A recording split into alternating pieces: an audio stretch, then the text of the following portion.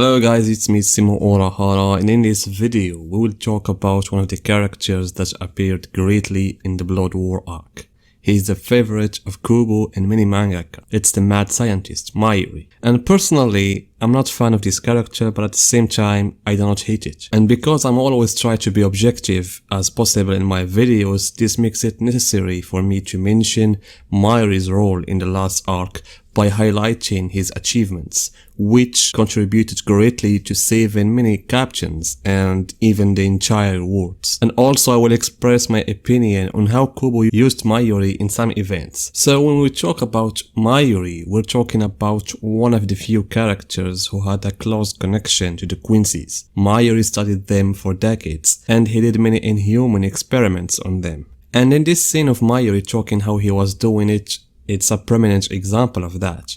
It shows how crazy Mayuri is, how he enjoyed torturing the Quincy's by making holes in their skulls or making them burn their children's and other heinous things. Mayuri was one of the direct reasons of Soken's death. He delayed the arrival of the Shinigamis assigned to monitor the Quincy's, which made Soken fight those numbers of hollows and die as a result of the delay of the Shinigami. And Mayuri didn't stop there, but rather took Soken's soul and carried out several experiments and tortured him. And in this scene, which didn't appear in the anime, we can see the state Soken was in. That's why I said that Mayuri is almost the only Shinigami besides Yamamoto who had a significant relationship with the Quincy's. The difference is that Mayuri studied them carefully. He said that he completed his search on them. Rather, it is enough to note that the first Shinigami character with which Kubo started this arc was Mayuri. And going back to the topic of Mayuri in his crazy experiments, although Mayuri is cruel and doesn't care about ethics,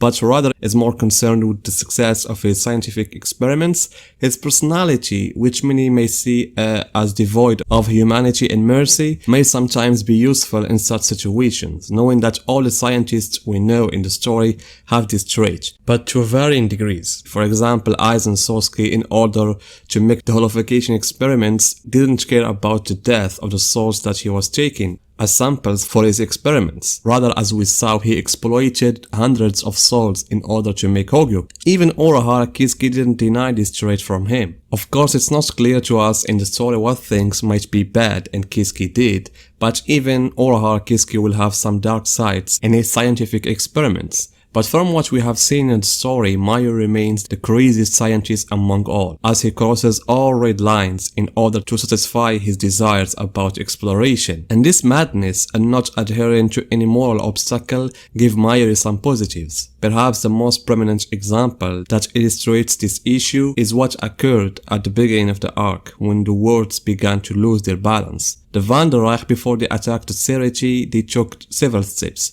including the invasion of Wikomondo, as well as removing the largest number of hollows from existence in a short time. And this occurred in the world of the living. For the Quincy's to do this, it was a very dangerous thing, because it would upset the balance of the worlds. The Quincy's don't purify souls and send them to the Soul Society, they remove them from existence, and this is the dangerous thing. Therefore, Mayuri, as I said, was the first character with whom Kubo opened the final arc. The emergency alerts at the 12 Divisions Institute in development were like early war wheels, giving Mayuri a preview of who did this. They are the Quincy's and no one else.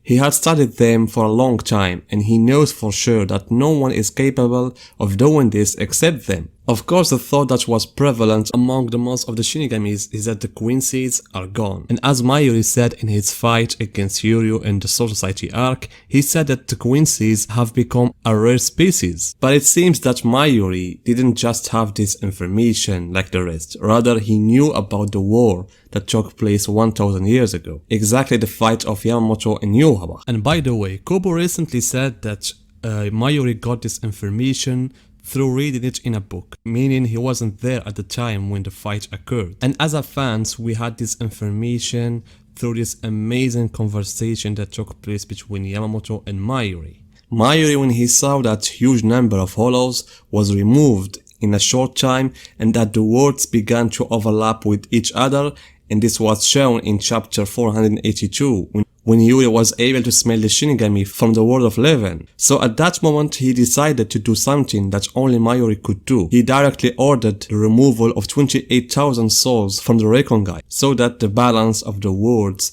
could be restored to normal. That's why Mayuri didn't think about the idea, what is the fault of these poor souls? What did they do to deserve this harsh sentence of removing them from existence? But Mayuri didn't think about that because he looked at the problem in a broader view. And that's why he didn't care about the issue of killing all those people, as long as this will restore the balance of the worlds.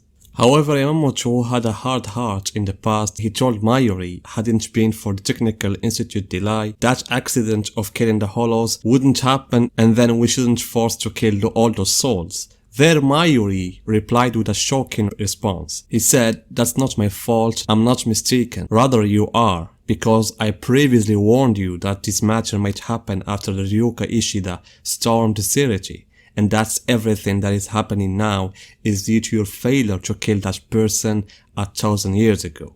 Wow, Mayuri's words were indeed harsh and didn't have mercy on the old man, but they were the truth. If Yamamoto had really been able to kill Yhwach, this attack or that war wouldn't have occurred. Mayuri's reproach didn't stop there, but rather went beyond the captains who released the Bankai during the first invasion, reasoning that the Bankai was a stupid move on the part of Byakuya and those with him, and this was confirmed by Mayuri when he shouted, "Why didn't they wait until I finish my tests?" Of course, the shining of Mayuri's star will not stop here, but it will increase as a shape and also as achievements. After the first invasion ended, the Shinigami began preparing for the next battle, each according to his ability. Choshiro decided to go back and train with the Shinigami officers. Soifon went to strengthen her physical abilities in order to strengthen her Shinku. Sajin went to his clan to learn the technique of turning into a human. Everyone how he saw the battle and how he wanted to prepare for it. However, Mayuri had other perspectives. He was concerned about an important case that has something to do with the Wanderer. Where are they coming from? Where did they go? And so Mayuri saw that the Wanderer's method of transmission is not normal. They don't use Shinkaimon like Shinigami or Garganta like Arankara, but some gates like shadows. So Mayuri thought that shadows were an important factor in how they moved. That's why he developed a shining outfit for himself and Nemo. And he also moved these techniques inside the laboratories so that shadows would not reach them. And I think that Mayuri also noticed that the Shinigami side has become less numerous with the death of both Yamamoto and Unohana. The GOTEI 13 will enter the second round already suffering from the loss of 4 Bankai and 2 strong captains. Therefore Mayuri modified the bodies of some of the Arankara who were killed in the Arankara arc, namely Dordoni and Sorchi, who he found them in Xylo Aporo's laboratory, and as well as the Arankara Charlotte, who he took from the fake Karakura.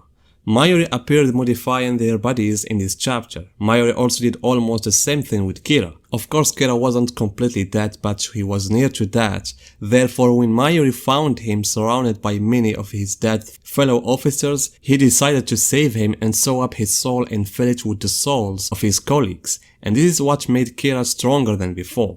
And so before even the beginning of the second invasion, Mayuri had prepared 4 people on the table to fight in the upcoming battle. But one of the things that I don't like about some of Mayuri's fights is how Kobo built those fights. I'm already aware of the nature of Mayuri's character and the fact that he's a scientist and that he has some unknown drugs and things that could use in the battle, but making Mayuri use some drugs or things that can specifically disable the ability of the opponent every time, I don't like it. And the example that I have and I can show to you about this point is what Mayuri did to face Bambita's ability. In a short time, Mayuri was able to disable Bambita's power by creating these balls. To the point that Kubo made this sketch where Mayuri says, "Probably you are wondering how I did all of this in a short time." And also there is the point of the zombie captains and how Mayuri again by using some drugs he was able to change their blood. And this is what I don't like, this dependency on the drugs things. It's like Kubo found it an easy way to get out of the question, is this ability or this fight had a storyline building and not just a power that came out of nowhere under the umbrella of drugs.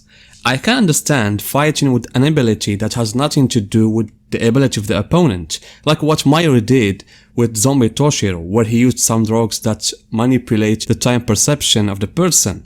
I like it, and I can say yes, well, Mayuri found this drug of time in his pocket, so he used it. So I hope my idea of this point will be understood. My video will stop here, guys, and I'll do a second part about Mayuri talking about his relationship with Nemo and his last battle against Bernida. So guys, tell me your opinion about Mayuri in this arc, and see you in my next video.